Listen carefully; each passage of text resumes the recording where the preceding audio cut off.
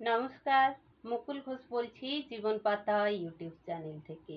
আজকে শোনাবো মধুরিমা চট্টোপাধ্যায়ের লেখা দুর্গা কবিতাটি। প্রতিটি মেয়ে জীবনে একটিবার দুর্গা হতে চায়। প্রতিটি মেয়ে জীবনে একটিবার দুর্গা হতে চায়।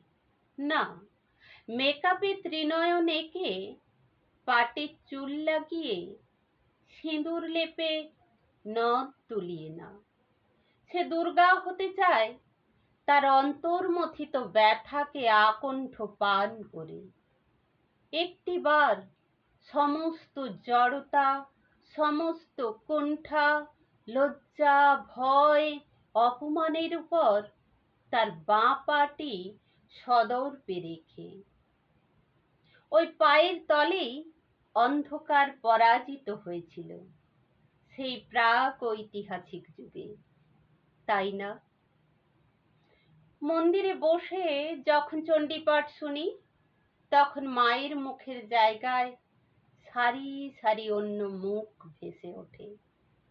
তারা প্রত্যেকেই দুর্গা হতে চায়, কিংবা নিজেদের অজান্তেই তারা দুর্গা। ফুলেশ্বরী সেদিন ফুঁসে উঠে বলেছিল, অন্যায় সহ্য করে পড়ে থাকা পাপ। স্বামী তাকে সন্দেহ করে, পরের বাড়ির কাজ ছেড়ে ফিরতে রাত হতো বলে। 6 মাস ঘরের অন্ন মুখে তুলেনি ফুলেশ্বরী, প্রতিবাদে। স্বামী তার পা ধরে ক্ষমা চায়, হয়তো বাঁ পাটি। ফুলেশ্বরীকে সেদিন দুর্গা হতে দেখেছিলাম। তার তেলা মাথার গন্ধরাজ ফুল হঠাৎই রক্তবর্ণ হয়ে উঠেছিল। বুঝেছিলাম, অকাল বোধন কেবল আশ্বিনেই হয় না। কাকলি সেদিন কাজ ছেড়ে যাওয়ার আগে তার আগুন ঝরা চোখ আমার চোখে রেখে বলেছিল, সময় এলে আমার যুদ্ধ শুরু হবে দিদি। যে আমাকে কাজ ছাড়তে বাধ্য করলো, যে আমাকে স্বনির্ভর হতে দিল না, তাকে আমি ছাড়বো না কখনো। আমি তার রক্ত ঝরা চোখে সন্ধিক্ষণের রাঙা আভা দেখছিলাম। 108 প্রদীপের দাউ দাউ করে জ্বলে ওঠা শিখা। প্রতিটি মেয়ে দুর্গা হতে চায়। বন্ধু বিনু যুদ্ধ চালিয়েছিল তার সমস্ত শক্তি দিয়ে। মা হতে না পারার অপরাধে শাস্তি হয়েছিল তার। তার ক্ষত বিক্ষত শরীর আর রক্তাক্ত মন নিয়ে সে যুদ্ধ ঘোষণা করেছিল ঠিকই, কিন্তু অকালেই ঘুমিয়ে পড়ল। তার যাওয়ার খবর পেলাম মহাষষ্ঠীর বোধনকালে। বুঝেছিলাম সেও দুর্গারই যাওয়া।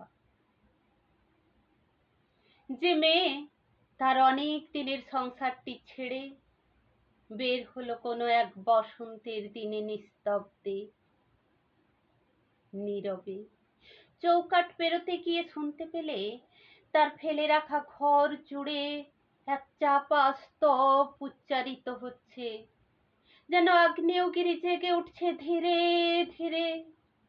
গচ্ছ গচ্ছ পরম স্থানং, গচ্ছ গচ্ছ পরম স্থানং, গচ্ছ গচ্ছ পরম স্থানং। তার এতদিনের ঘর যেন তাকে বিসর্জনের মন্ত্রে জাগিয়ে দিচ্ছে, এক নতুন ঘরের সন্ধান দিচ্ছে, যে ঘরে আলো আছে, তার প্রবল অস্তিত্বের স্বীকৃতি আছে, যে ঘরে কোনো এক বসন্তে, বর্ষায়, হেমন্তে তার